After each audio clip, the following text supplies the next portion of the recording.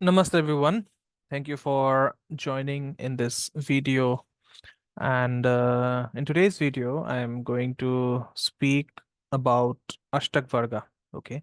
And in the upcoming Ashtakvarga series, which we'll be having maybe once a week or maybe twice a week, every week, I'll be discussing about what high points mean in a particular house as well as whatever low points mean in a particular house. Okay, but then before we go into the meat of the topic, let's first know what Ashtakvarga actually is. Okay, so Ashtakvarga is a method which is used in jyotish or Vedic astrology to access the strength of planets in a birth chart.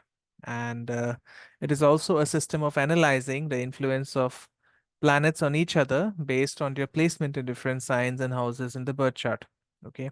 So Ashtakvarga is based on a point system where each planet is assigned points based on its placement in different signs and houses.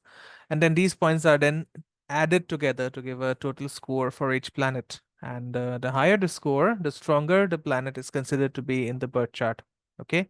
And Ashtakvarga is calculated using 8 different charts or the divisional charts, which are known as the Vargas. And these are, of course, derived from dividing the zodiac into different divisions. Okay. And each of these charts will focus on a different area of life, for example, like career or family or health. And the 8 Vargas that are used in Ashtakvarga are the Rashi chart, which is the main birth chart.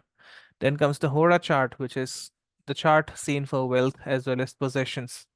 Then you have the Trikana chart for siblings and co-borns. Then you have the Chaturthamsha chart for mother and maternal relations.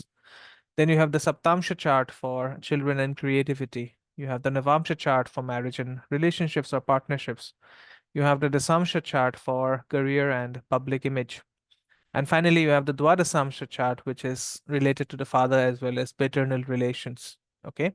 So the Ashtakvarga system, it is going to provide a lot of valuable information about the strength and the influence of planets in a, you know, in a birth chart, and it can be used to make predictions about various areas of a person's life. And it's a complex as well as a detailed system. So we are not going to go into the manual calculations of Ashtakvarga. But then, as promised in this video, I'll be revealing what Ashtakvarga points actually mean when it comes to the first house. Okay.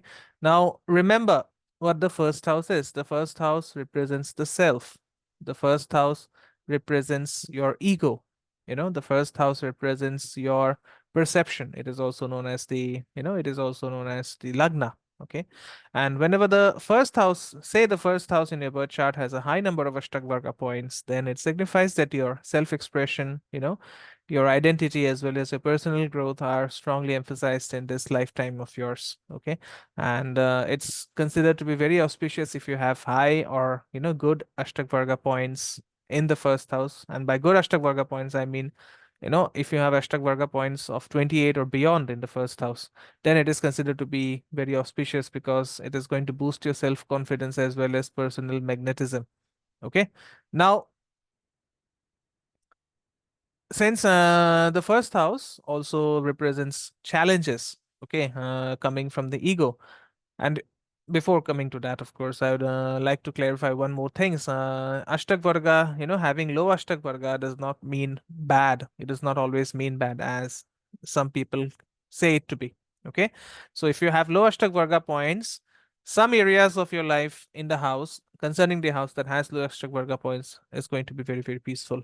Okay. Say, for example, I have very low Ashtakvarga points in the seventh house. Okay. And, on first glance, it seems that that is going to be very traumatizing for my marriage and relationships, but that is that is not 100% true, because I have been married for almost 3 years now, and have had a I can safely say I've had a very good relationship with my spouse. So it's not always what it looks. Okay, good or bad is not always what it looks. So coming back to the topic, okay, so if you have a high Ashtakvarga score in the first house, then it is going to, really bolster your self assurance as well as your self confidence. And that will make you radiate a natural charm and charisma that will draw people towards you. Okay. So a person having high Ashtakvarga points in the first house will have a lot of self-confidence that will help him or her tackle life's challenges with a lot of gusto. Okay. Uh, Similarly, having high Ashtakvarga points in the first house is also going to enhance your physical appearance and presence. Okay. So, people would find you to be naturally attractive, and you'd actually have you'll have a very prominent air of charisma that captivates those around you. Okay. And because these people have a strong sense of self, they will be seen as a leader. Okay. So high Ashtakvarga points in the first house is also going to ensure that people look up to you for guidance and inspiration, and you will not be afraid to take the lead in various aspects of your life. Okay.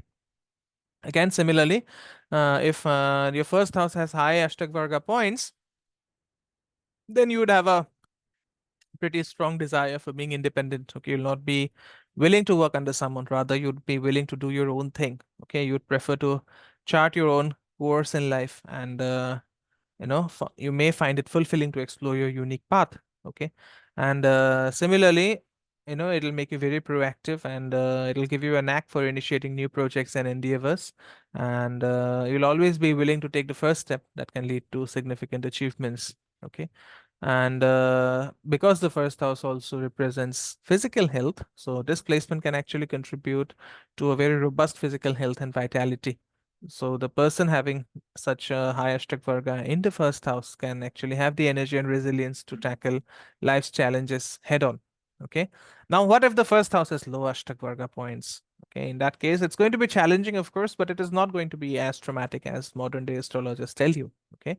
So, you know, if you are having low Ashtakvarga points in the first house, then you'll find yourself indulging in excessive ego issues or being excessively self-centeredness, and that can be a turn off for most people who interact with you. Okay, so you have to be mindful of how your actions and decisions are going to affect others. Okay, don't be self-centered, don't be selfish. Try to have the large perspective in mind while taking a decision regarding anything and everything. Okay, so low Ashtakvarga points in the first house can also make you impulsive. All right, and if you have this combination, then you know be very sure that you weigh your options very carefully and consider the consequences of your actions. Okay, again, low Ashtakvarga points in the first house also indicates a need to balance your personal needs, with the needs of others, so that life can be beautiful. Okay, you know there is always going to be a desire to take the lead, but then you have to strive to maintain harmonious relationships by being sensitive to the feelings of those around you, especially your friends and family. Okay, so the purpose of this video is not to scare you, but to give you a realistic perspective on what Ashtakvarga is really about. Okay, so please like this video, share the content if you find it useful, and don't forget to subscribe to the channel. And as always, I'll see you soon in my next video. Namaste. Om Gurave Namaha.